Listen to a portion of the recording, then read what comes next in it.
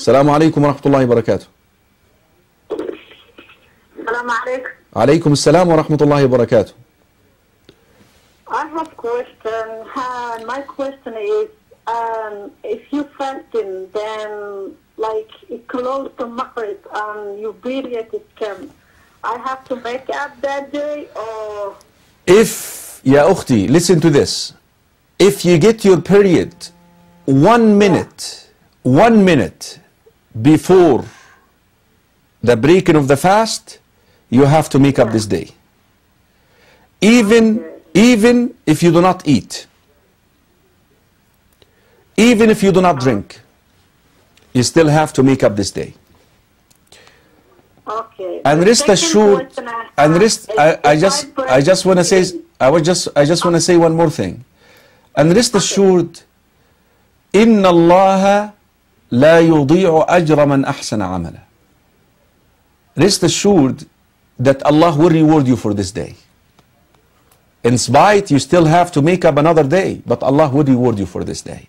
So don't think that it was a waste. Don't look at it. يا إخوة, إن الله لا يظلم مثقال ذرة وإن تك حسنة يضاعفها ويؤتي من لدنه أجرا عظيما. Because a lot of the people, they say, look how Islam is, that is unfair. A sister is fasting the whole day, and now we're fasting 16 hours, and then 1 minute, man, this is too much, man. You're too orthodox.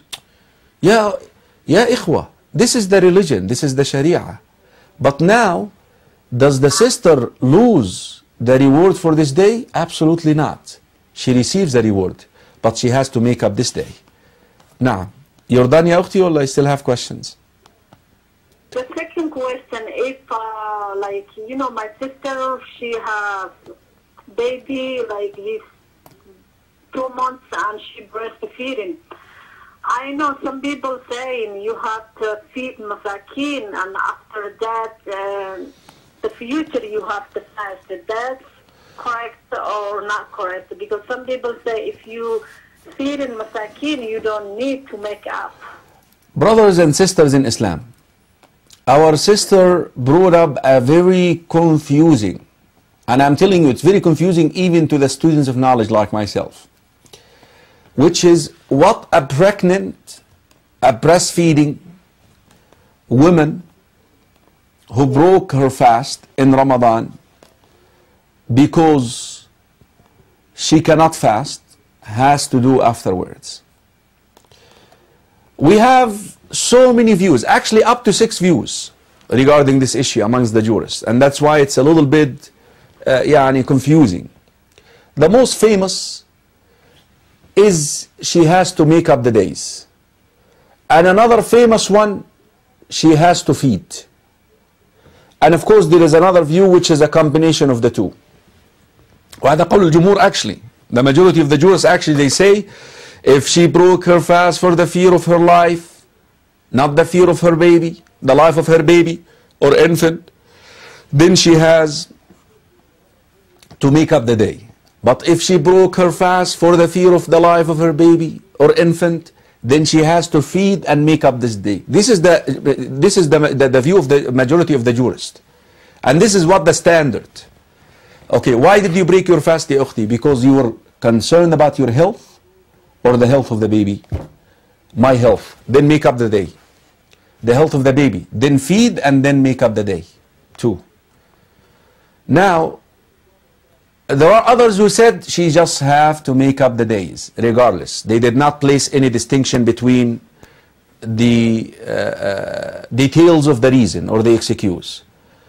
Now, where I come in here in the issue, brothers and sisters in Islam, if a woman who broke her fast because she's pregnant or because she's breastfeeding, she falls into 2 types of sisters.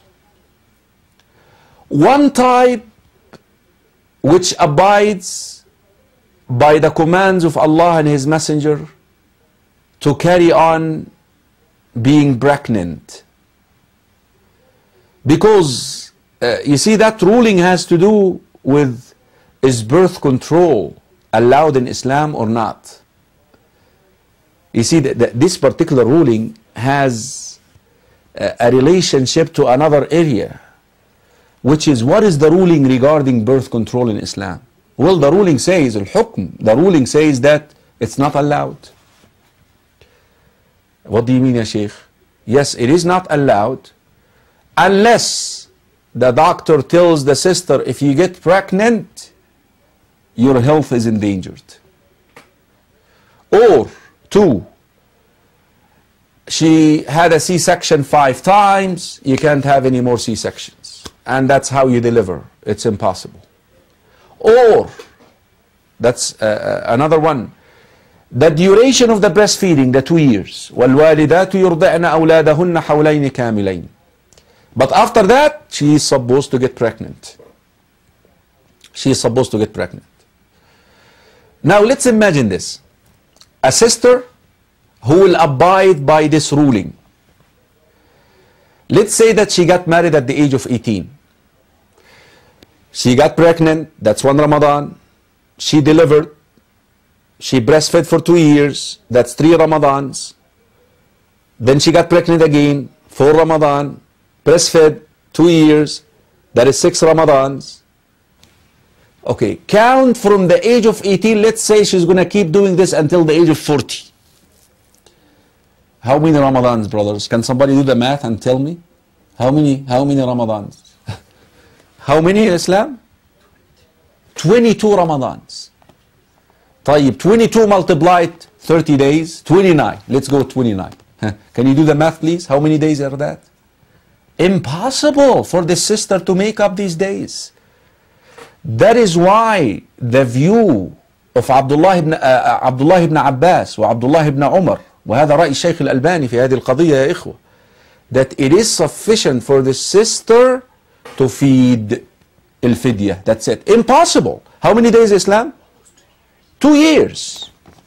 365 days times 2, 60? 640 days. Impossible.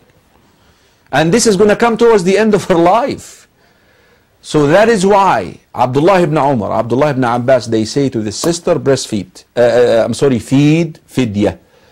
But now we have the other type. What's the other type? She gets pregnant one time. Oh, I'm getting fat. You know, I got to keep up with my figure. I know I'm trying to be funny here, but I'm sorry, you know. I got to keep up with my... Or don't blame the sisters, brothers, or the brothers. Oh, my wife, I don't know how I'm going to provide for these children. Ya Rajul, Allah will provide. Birth control, I cannot provide. I cannot pay. So she gets pregnant one time. Then I tell the sister, listen, why did you break your fast? For the fear of the baby? The life of the baby or your life? If she answers for my life, then make up the days. If she answers for the fear of the life of the baby, then feed and make up the days. I hope I answered you, my sister. Jazakallahu khairan. Jazakallahu khairan. Wa iyyakum.